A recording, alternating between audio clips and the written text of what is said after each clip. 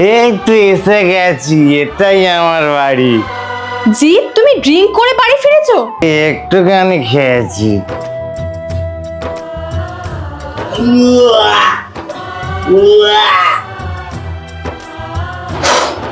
কাল তোমাকে আমি বোঝাবো কত ধানে কত চাল। এখন তো জামার বোতামগুলো খুলতে হবে।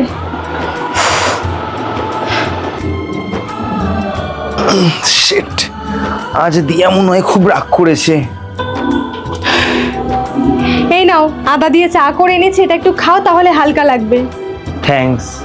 তোমার সাথে কথা আছে, আমার পাশে একটু বসো।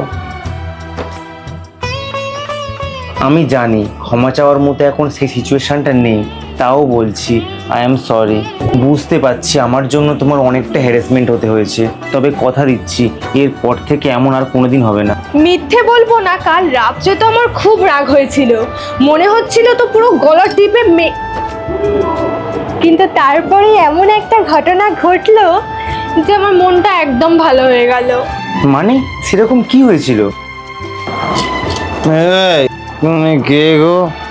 জানো আমি বিবাহিত, বাড়িতে বউ আছে, যাও এখান থেকে। বুদ্ধু একটা, আমিই তো তোমার স্ত্রী। দম থাকলে নিজেই মনে করে নাও। সত্যি মনে পড়ছে না, তুমি বলে দাও না। তাহলে ওরকম জিনিস খাওয়ার দরকার কি শুনি, যেটা খেলে নিজের স্মৃতিশক্তি লোপ পাবে? যাকে এইবার কিছু বললাম না বলে ভেবো না যে বারবার তুমি একই কাজ করে বাড়ি ফিরবে আর আমি ছেড়ে দেবো। যাও গিয়ে স্নানটা করে নাও, গা থেকে বাজে গন্ধ বেরোচ্ছে।